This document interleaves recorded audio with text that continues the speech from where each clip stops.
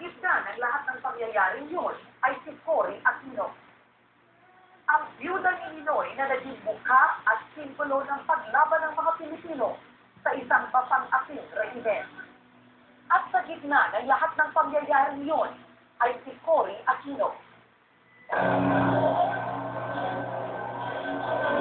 Magulo at puno ng irregularidad ang resulta ng 1986 election. Nanguna si Cory Aquino sa tadaanan ng Lamprey habang lamang naman si Marcos sa bilangan ng Comelec. Makita ninyo na kayo hindi takot.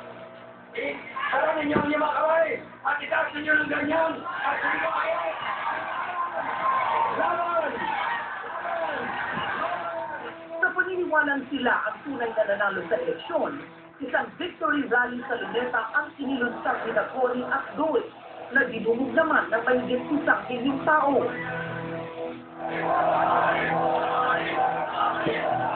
Nagpapasalamat ako sa inyo at sa milyon-milyong nating kababayan. At bilang tugon sa malawakang dayaan sa eleksyon, inilunsad ni Cory Aquino at Doy Laurel ang Civil Disobedience Campaign. Hinimok ang taong bayan na huwag magbayad ng kuryente, tubig at i-boycott ang media, bangko at iba pang kumpanyang pag-aari ng mga tuta ni Marcos. Marami ang sumang-ayon at sumunod sa panawagan ito. Wala pang isang linggo mula ng unang panawagan ng boycott si Cory na piligro ang ekonomiya ng bansa at nataranta ang mga negosyante. Was able to hold together yung mga anti-government at that time. Kakaiba na noon ang ihip ng hangin. Palabas na ang taong bayan. Kapit sa pagbabago at may natatanaw ng pag-asa. Salamat sa byuda ng isang taong itinuri ng bayan ng madla. We are no longer afraid to die. Noong Pebrero 22, 15 araw matapos ang snap election, kumarap sa isang press conference ang dalawang prominenteng opisyal ng militar. I came here to support the decision of the Minister of National Defense to seek. Sina nooy dating Minister of Defense Juan Ponce Enrile at Vice Chief of Staff ng militar na si Fidel Ramos.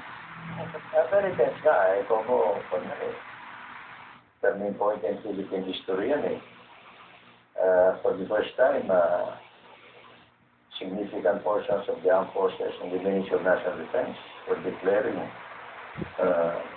mutiny or rebellion against the Commander-in-Chief. Lalo pang anumang oras ay maaaring matake ang mga sundalong tapat pa rin kay dating Pangulong Marcos. I was ready to sacrifice everything. I have just gotten word from some officers in the Navy that they are supporting us.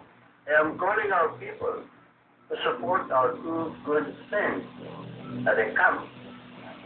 If any of you could be around at Camp Aguinaldo to show your solidarity and your support in this very crucial period when our two good friends have shown their idealism. Tumugon ang mga madre, pari at mga ordinaryong Pilipino.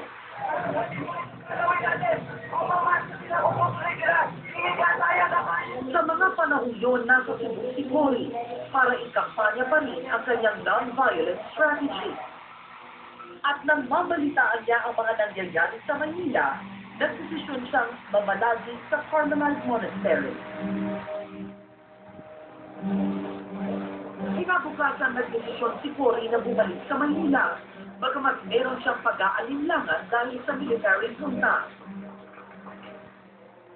Sa mga oras na yon, patuloy ang paglaki ng bilang ng tao sa EDSA. Iba't ibang klase ng tao handang ipaglaban ang kalayaan. Sila ang nagsilbing harang